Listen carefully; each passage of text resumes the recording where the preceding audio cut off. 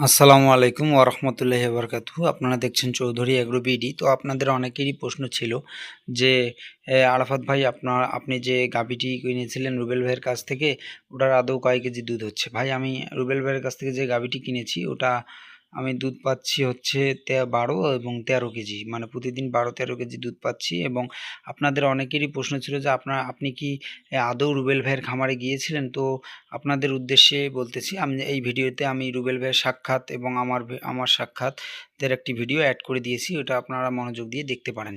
এবং আপনাদের অনেকেরই কমেন্ট ছিল যে আমি একটি রুবেল ভাইয়ের কাছ থেকে 25 কেজি দুধের গরু কিনেছি, আমি দুধ পাচ্ছি 15 কেজি।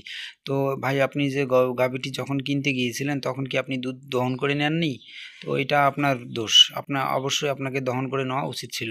এবং আপনারা আরও অনেকেই গাভী কিনেছিলেন, এখানে ভালো মন্দ দুইটা কমেন্টে আমি পেয়েছি, কেউ জিতেছেন কেউ ঠকেছেন। তো এটা আমি ওই ভিডিওতে বলেছিলাম যে আপনারা কেউ জিততেও পারেন কেউ ঠকতেও পারেন।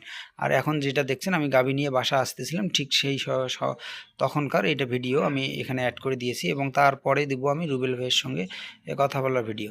তো এবং আপনাদের উচিত যে আপনারা যখনই রুবেল ভাইয়ের কাছে গাভী কিনতে যাবেন অবশ্যই 2 বেলা সকালে এবং বিকেলে দহন করে নেবেন। তাহলে দেখা যাচ্ছে যে আপনারা সকাল বিকাল দহন করে 15 কেজি দুধ পেলেন।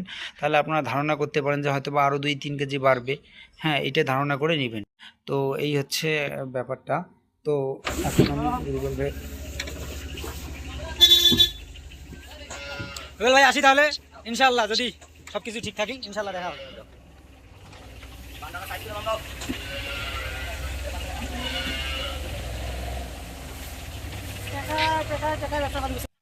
তো ব্যাপারটি হচ্ছে এইটি। তো রুবেল ভাইয়ের সাথে সাক্ষাৎ আপনারা দেখলেন।